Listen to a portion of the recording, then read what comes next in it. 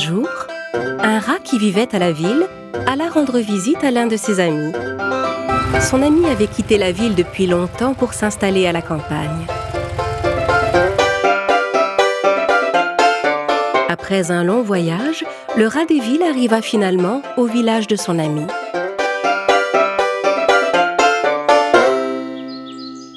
Il y a une odeur épouvantable ici. Comment peut-on vivre dans un endroit pareil? Après une marche longue et fatigante, le rat des villes finit par arriver dans le champ de son ami. Le rat des champs s'était fabriqué lui-même une maison sous la terre. C'était là qu'il vivait.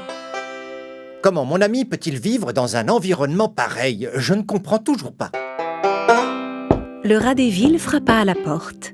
Le rat des champs lui ouvrit et fut à la fois surpris et très heureux de revoir son ami. Bienvenue, mon ami. Qu'est-ce qui t'amène ici, en dehors de la ville? Je commençais à me fatiguer de vivre à la ville. J'ai eu l'idée de venir te voir et de découvrir quel genre de vie tu mènes depuis que tu es ici. Mais je vois que tu n'es vraiment pas heureux. Ça alors, entre, ne reste pas là. Je vais nous préparer quelque chose à manger. Ils entrèrent tous les deux. Le rat des villes fut stupéfait de découvrir l'intérieur de la maison.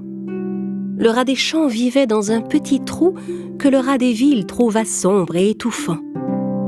Alors, comme ta maison est sombre et petite, comment peux-tu vivre dans cet endroit? Le rat des champs servit un repas à son ami. Sur la table, il mit un morceau de fromage, de la salade, une carotte et des grains de maïs. Le dîner est servi. Sers-toi, mon ami, et bon appétit. Le rat des villes regarda ce qui était posé sur la table et dit: Ça alors, tu parles d'un festin? Là où nous vivions, les rats ne s'arrêtaient même pas devant ce genre de nourriture. Nous avions des pains, des pâtisseries, tout un tas de fromages et de viande. On peut trouver tout ce qu'on désire quand on habite à la ville. Quand ils eurent fini leur repas, ils sortirent se promener dans le champ autour de la maison. Le rat des villes n'aimait décidément pas l'endroit où vivait le rat des champs. Cet endroit n'est pas à mon goût. C'est tellement sale et ennuyeux. Il faut que tu viennes chez moi. Je t'emmènerai faire le tour de la ville. Il faut que tu vois ça. Oh, je suis sûr que tu ne reviendras plus ici. Le lendemain matin, les deux amis se dirent au revoir. Peu de temps après, le rat des champs décida de rendre à son tour visite à son ami. Il quitta sa maison et se mit en route. Après un long voyage, il arriva en ville. Le rat des champs se rendit chez son ami en suivant les indications qu'il lui avait données. Le rat des villes habitait dans un appartement. Le rat des champs fut stupéfait de voir où vivait son ami. Cette immense maison est à toi? Pas vraiment. Je la partage avec les propriétaires, bien sûr. Je meurs de faim. Montre-moi ce merveilleux festin dont tu m'avais parlé. Le rat des villes entra dans la cuisine, ouvrit la porte du réfrigérateur et prit du fromage, de la viande et toutes sortes de fruits et de légumes qu'il posa sur la table. Tandis qu'ils commençaient à manger, ils entendirent un chat miauler. Le rat des villes sursauta et dit: « Oh non! Le chat de la maison nous a entendus. Nous devons nous cacher. Viens! » Les deux rats s'enfuirent et allèrent se réfugier dans un trou du mur. Hors d'haleine, le rat des champs demanda: « Tu vis dans la même maison qu'un chat? Et tu ne trouves pas ça dangereux? » Si, bien sûr. Mais c'est le prix à payer pour vivre dans le confort et être bien nourri et en bonne santé. Au bout d'un moment, le chat quitta la cuisine et les deux amis purent sortir de leur trou et aller reprendre leur repas. Un instant plus tard, en entendant la porte d'entrée s'ouvrir, le rat des villes fut à nouveau pris de panique. « Oh, vite, dépêche-toi, les propriétaires viennent de rentrer. Fuyons avant qu'ils nous voient. » Ils retournèrent se cacher tous les deux dans le trou et le rat des champs, essoufflé, demanda à nouveau: « Cette fois, pourquoi on s'est enfui? La maîtresse de maison, elle ne sait pas que tu vis ici? » Bien sûr que non. Les gens sont très dangereux, tu ne le sais pas? Comment peux-tu vivre avec eux dans cette maison? Bien sûr, il y a quelques inconvénients, mais je suis heureux de la vie que je mène. Tu as vu ici, je mange tout ce que je veux. La voie est libre. Viens, reprenons notre repas. Le rat des champs sortit du trou, mais ne suivit pas son ami. Il se dirigea tout droit vers la porte et expliqua. Non merci, j'ai perdu l'appétit. Cette frayeur me suffit amplement, je m'en vais. Mais où vas-tu ? Je rentre chez moi. Ma maison n'est peut-être pas riche, mais je vis paisiblement et en toute liberté. J'aime mieux me sentir libre et bien tranquille que de vivre constamment dans la peur. Alors le rat des champs rentra chez lui et reprit sa vie modeste mais heureuse. Et il ne retourna plus jamais à la ville.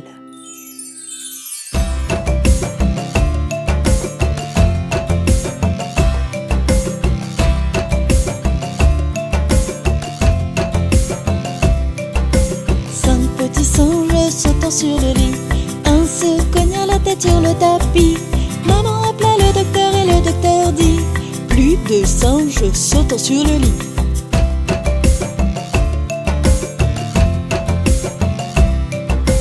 Quatre petits singes sautant sur le lit, un se cogna la tête sur le tapis.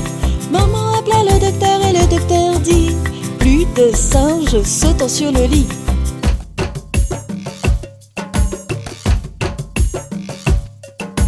Trois petits singes sautant sur le lit, un se cogna la tête sur le tapis. Maman appela le docteur et le docteur dit: plus de singes sautant sur le lit.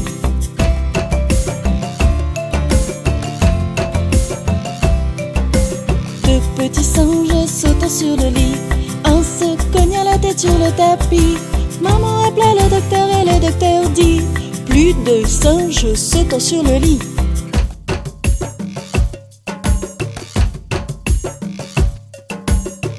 Petit singe sautant sur le lit, un se cogna la tête sur le tapis. Maman appela le docteur et le docteur dit: plus de singes sautant sur le lit.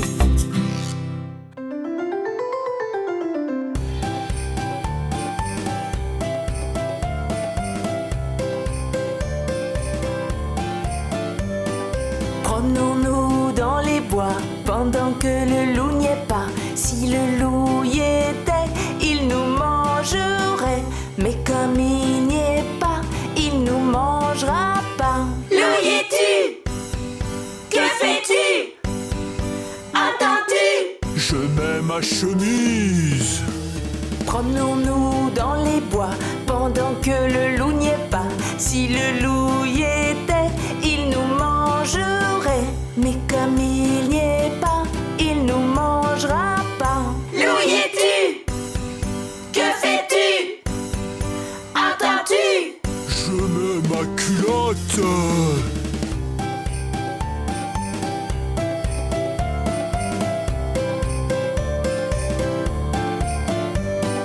Promenons-nous dans les bois pendant que le loup n'y est pas. Si le loup y était, il nous mangerait. Mais comme il n'y est pas, il nous mangera pas.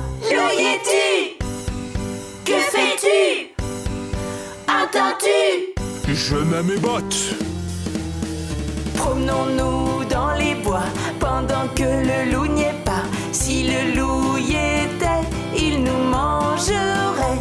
Mais comme il n'y est pas, il nous mangera pas. Loup, y es-tu? Que fais-tu? Entends-tu? Je mets ma veste. Je mets mes chaussettes. Je mets mes bottes. Je mets mon chapeau. Je mets mes lunettes. Je prends mon fusil. J'arrive.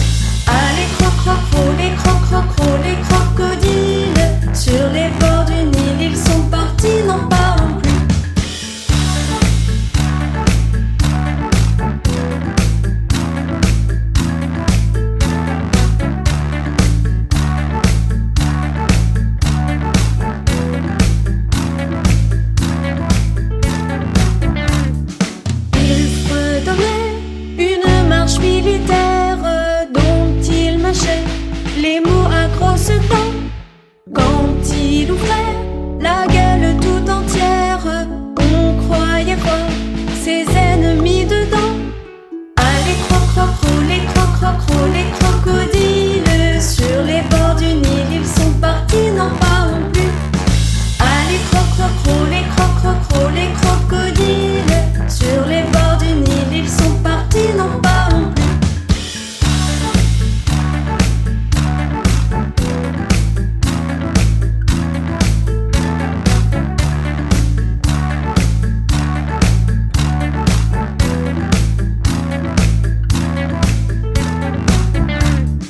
Un éléphant parut et sur la terre se prépara ce combat de géants.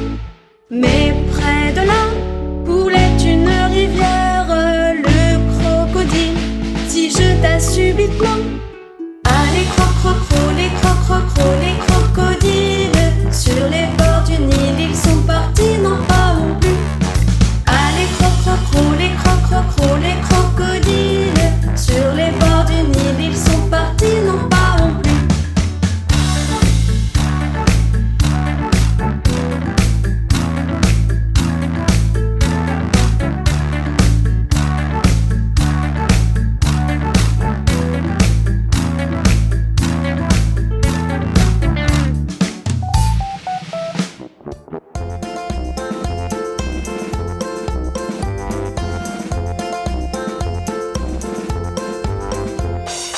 Pomme de Renette et pomme d'api, tapis, tapis rouge.